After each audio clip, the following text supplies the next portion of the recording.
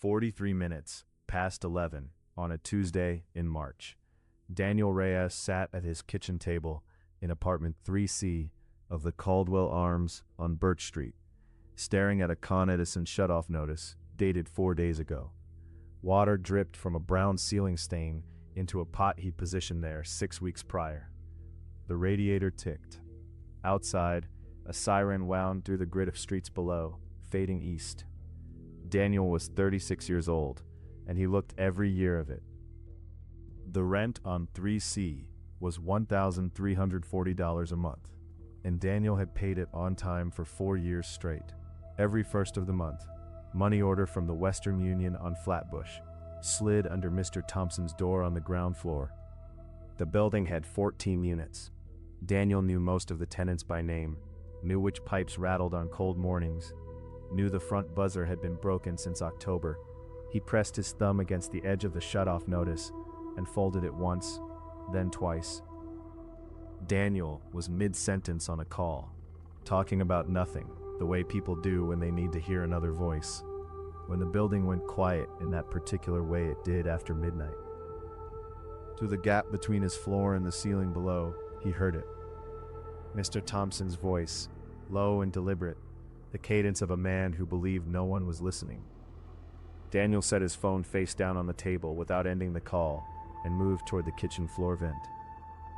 The words came in pieces, the way sound travels through old construction, through plaster and lath and decades of paint. Daniel caught phrases: assessed value, 60-day close, portfolio liquidation. He caught a number, 2.3 million, spoken the way men speak numbers they've rehearsed. He caught the phrase, the tenants don't need to be part of this conversation yet. His jaw tightened. He pressed his palm flat against the cold linoleum and stayed still, listening to the silence between the words.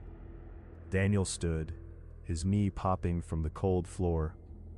He walked to the window and looked down at the front of the Caldwell Arms, the cracked stone lintel above the entrance, the buzzers with handwritten names taped over the originals, the single working streetlight throwing orange across the stoop. 14 units. 11 occupied, people who had built routines inside these walls, who had learned which steps to skip on the staircase. He picked up the Con Edison shutoff notice from the table and wrote 60-day close across the back of it in blue pen. By 7 a.m. Wednesday, Daniel had filled 3 pages of a yellow legal pad with everything he could reconstruct from memory. He wrote in the shorthand he'd developed during 2 years of community college, abbreviated, phonetic, bracketed with question marks where he wasn't certain. He wrote $2.3 million beside a circled question mark. He wrote 60-day close and underlined it twice. He set the legal pad on top of the Con Edison notice, made coffee in a French press with a cracked lid, and thought about who in the building he could trust. He started on the second floor, knocking on doors he'd knocked on before only to borrow a Phillips head screwdriver or ask if someone had seen the super. He kept his voice level and his sentences short, the way you do when you need someone to take you seriously. He said he'd heard something and asked if they'd noticed anything different about the building lately, any paperwork, any strangers with clipboards in the lobby. By noon he had spoken to 7 tenants. 4 had seen a man with a clipboard 2 Saturdays ago. None had been told who he was. The laundry room in the basement of the Caldwell Arms smelled like dryer lint and mildew, and the single bulb above the folding table buzzed at a frequency that made Daniel's back teeth ache.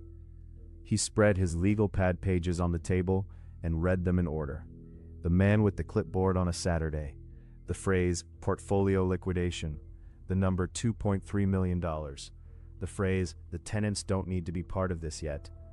Taken together, it read like a timeline, and Daniel was somewhere in the middle of it without knowing how much time remained. On his way back upstairs, Daniel paused outside apartment 1A, Mr. Thompson's unit, which also served as the building's de facto management office.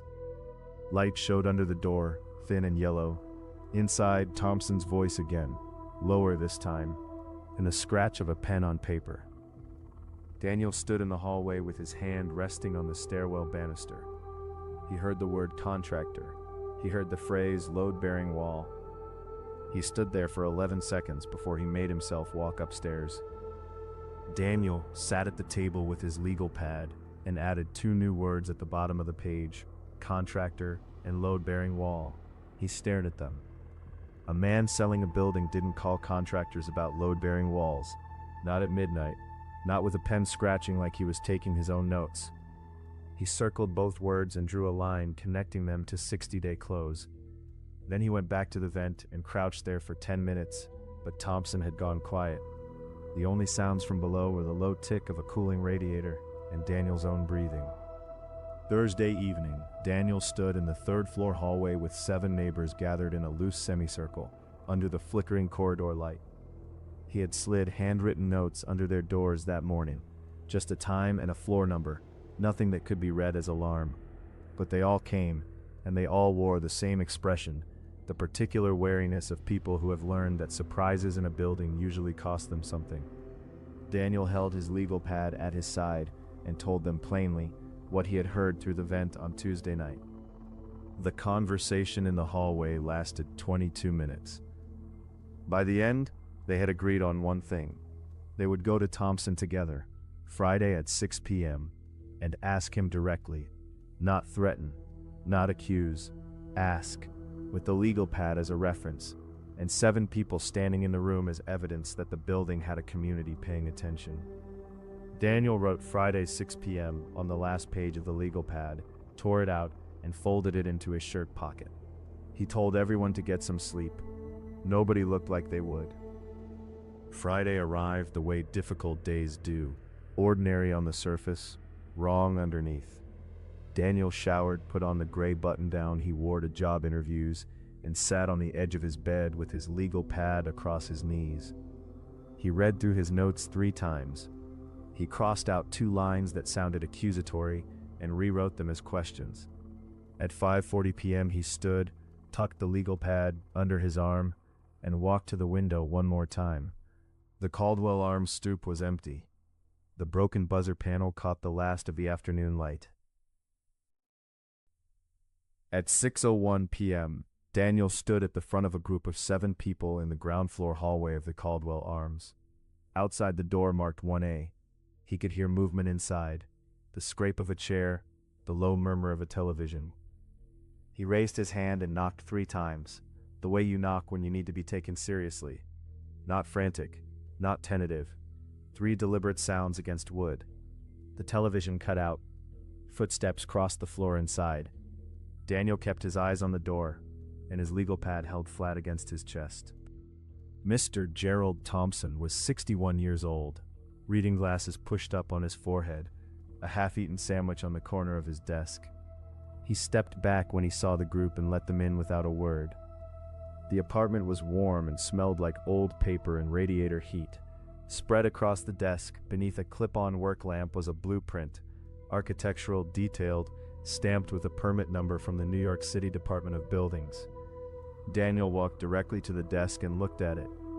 New plumbing risers, reinforced load-bearing walls, a rebuilt roof membrane, unit-by-unit electrical upgrades, the Caldwell Arms redrawn from the inside out. Thompson pulled a chair from beside the desk and sat heavily.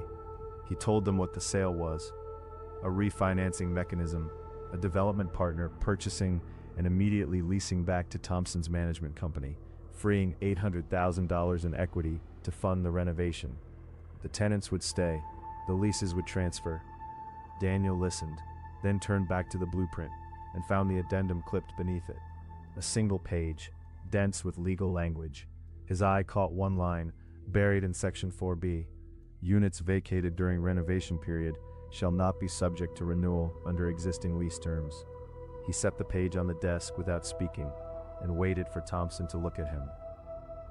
Thompson studied the addendum page. Then he said the clause was standard language, that the partner's attorneys had inserted it, that he hadn't expected anyone to actually vacate during the work. Daniel read the line aloud. Units vacated during renovation period shall not be subject to renewal under existing lease terms, and asked Thompson which units were scheduled for the longest displacement. Thompson didn't answer. He reached across the desk and turned the blueprint to the page, showing the construction sequence. Units 2A, 2B, 3C, and 3D were flagged in the first phase. 4 of the 7 people standing in the room. The room went still. A woman from 2B named Carla crossed her arms and stepped back from the desk. Thompson rose from his chair. He and Daniel were 2 feet apart. Thompson's jaw set in a way it hadn't been when he'd opened the door. Daniel put his finger on the addendum page and said, "Cross it out." Thompson said he couldn't unilaterally amend a signed document. Daniel said, "Then get your partner on the phone right now, tonight, and tell him this building is watching." Thompson looked at Daniel's finger on the page, then at the 6 people behind him, then picked up his phone from the desk. Thompson dialed and put the call on speaker without being asked. The partner, a man named Greer, his voice flat and careful, answered on the 3rd ring. Thompson told him there was a problem with Section 4B. Greer said the clause was standard. Thompson said, "The tenants are in the room with me right now, and they've read it." A pause on the line. 4 seconds. Greer said he'd have his attorney send a revised addendum, removing the non-renewal language by Monday morning. Thompson said, "Tonight." Another pause. Greer said, "Tonight." Thompson ended the call and set the phone face down on the desk. Daniel lifted his finger from the addendum page. By 12:08 p.m. Sunday, 11 of the Caldwell Arms 14 occupied units were represented in the lobby. People sitting on the stairs, leaning against the mailboxes, standing in the doorway to the ground floor hall. Thompson had taped the blueprint to the wall beside the buzzer panel with painter's tape. Beside it, a single printed page, the revised addendum Section 4B struck through in red and initialed by Greer's attorney. He walked through the renovation section by section, pointing with a pen, answering questions as they came. Daniel stood near the back by the stairwell and watched the room. He watched people's shoulders drop. He watched someone key the June 9th start date into their phone. After the last tenant left, Daniel helped Thompson pull the blueprint off the wall, careful not to tear it at the tape. The lobby was quiet again, just the broken buzzer panel and the single working streetlight beginning to show through the glass door as the afternoon grayed. Thompson rolled the blueprint into a tube and secured it with a rubber band. He said, "I should have told people sooner." Daniel said, "You also should have read your own addendum." Thompson looked at him for a moment, nodded once, picked up the rolled blueprint, and walked back toward 1A without another word. Back in 3C, Daniel sat at the kitchen table. The legal pad was still there. The remaining pages, blank. The pot under the ceiling stain had collected another half-inch of water since Tuesday. He picked it up, carried it to the sink, and poured it out. Set it back under the stain, then he went to the table, picked up the Con Edison shutoff notice with 60-day close written on the back in his own handwriting, tore it in half, and dropped both pieces in the trash. At 11:47 p.m., 12 minutes before the hour that had started all of it, Daniel stood at his window and looked down at the stoop of the Caldwell Arms. The broken buzzer panel, the cracked stone lintel, the orange streetlight. None of it had changed yet. The building looked exactly as it had on Tuesday night, and the night before that, and every night for 4 years. Somewhere below him, a revised addendum with a struck-through clause sat on a desk in 1A, initialed by a man named Greer who had not expected anyone to read it. Daniel pressed 2 fingers against the cold glass and left them there. Another hour finally told. This has been Untold Hours.